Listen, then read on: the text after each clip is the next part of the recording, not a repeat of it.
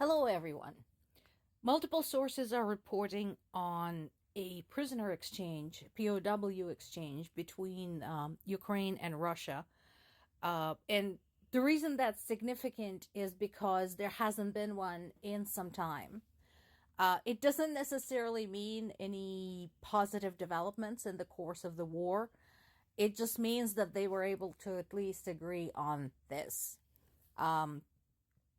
The problem, of course, is that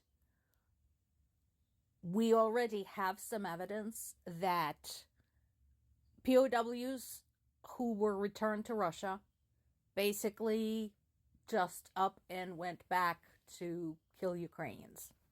So, there's that. The exchange took place in the Sumy region.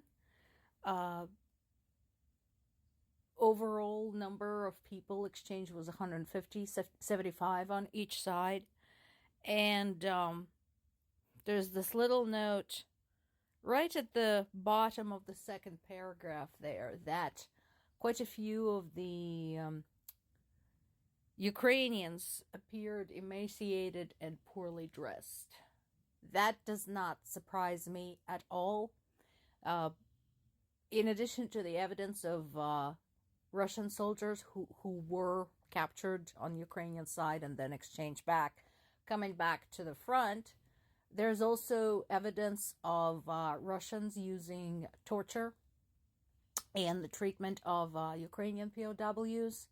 So the fact that, this is the case, that Ukrainians appeared emaciated and poorly dressed, doesn't surprise me at all, because that's to be expected. I am happy for them. I'm happy that they're alive. Many have not been so lucky. They were able to call their families and tell them they were home. So, there is that.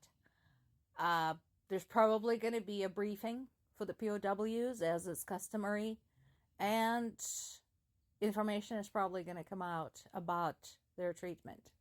However, so far, international organizations who are supposed to be watching over the human rights haven't done anything about the treatment of POWs. Just because they exchange prisoners doesn't mean that the war has ended. No, it hasn't. And Russia went on to POW Ukraine's energy infrastructure. This is something I asked my father about, because these areas that have been struck are very close to home. So this included Dnipropetrovsk, which is Zaporizhia's neighbor, Donetsk, Kirovohrad, Ivano-Frankivsk, and of course my hometown of Zaporizhia. My dad and I are both engineers by education, so we can kind of talk shop, including Ukraine's energy strategy. For a long time, we've had these energy clusters, and this is what's hurting us right now. Because, of course, if you have your power stations concentrated in specific areas, they're easier to hit. So Ukraine is now revising that strategy and is considering instead a different approach. Instead of having big stations that are clustered close together in major cities, having a bunch of sources that are sort of scattered all over the country and are easy to fix and easy to maintain. So we are talking solar, we're talking wind. We do have a lot of potential for wind energy in Ukraine. We get some serious winds there. So, and even geothermal.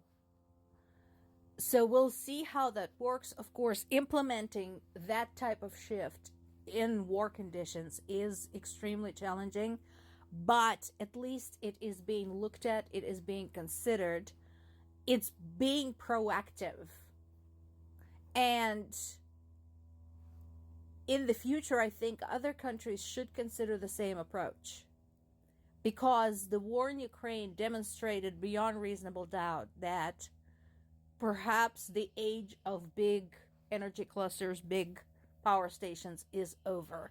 They are vulnerable, they are targets, Everybody knows where they are. They're very easy to detect. And with the advent of satellites and development of the spy technology, big stations definitely become targets and very vulnerable ones. And of course, that endangers the energy supply to millions and millions of people. So this particular screenshot is from BBC site, but it is circulating across both US and European sources. So what is this about? Estonia made a statement, the government of Estonia made a statement that they purposely do not have a plan B when it comes to the war in Ukraine. What does that mean? What they're saying, so plan B is what happens if Russia wins, if Ukraine falls and Russia overruns it. And what they're saying is they don't want to have a plan B because they're concerned that that would distract Ukraine's allies from plan A, which is helping Ukraine win. Now, I don't necessarily agree with this approach. The thought of Russia winning horrifies me as much as anybody with half a functioning brain. My parents live in Ukraine. I know that considering their ancestry, they're both mixed ancestry individuals, and considering their attitude, they're both Ukrainian patriots. If Russia invades any farther into Ukraine, my parents will likely be tortured and killed. I know that. That is a fact. And those of us covering events in Ukraine have to think about this. We have to, because we have to understand. We're the analysts. We have to understand the implications because we need to keep explaining this to other people. I understand where Estonia is coming from, but I think there should be a plan B. That said, Estonia does have big time, some skin in the game. So if you look at the map, Estonia is the smallest of the Baltic states, and it is right across the river from Russia. Okay? So, across the river Narva. And they are treating this very seriously. They might be tiny, but they're mighty. In addition to being a very vocal supporter of Ukraine, just, when it comes to just making statements, they have contributed 1% of their GDP to aiding Ukraine. Plus, they beefed up their military, they beefed their arms complex, so they're not playing.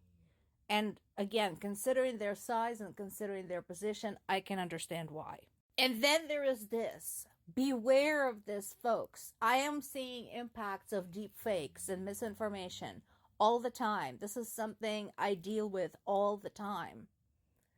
Because this is what haters try to hit me with when they come here challenging validity of my information. So what is this about?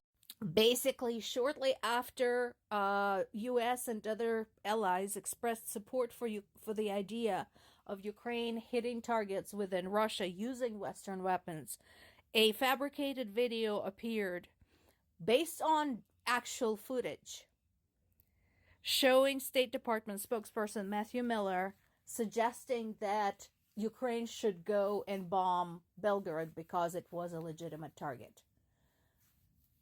Now, when you know what to look for, it is obvious that the video is fake and pieced together from other things, from other statements. However, I want to encourage everybody to please fact check before sharing things like that. Because we know this is Russia. They've made fake news an art form. So I encourage you to fact check before you fly off the handle and point fingers and start saying, oh, Ukraine is now authorized to hit Russian civilians.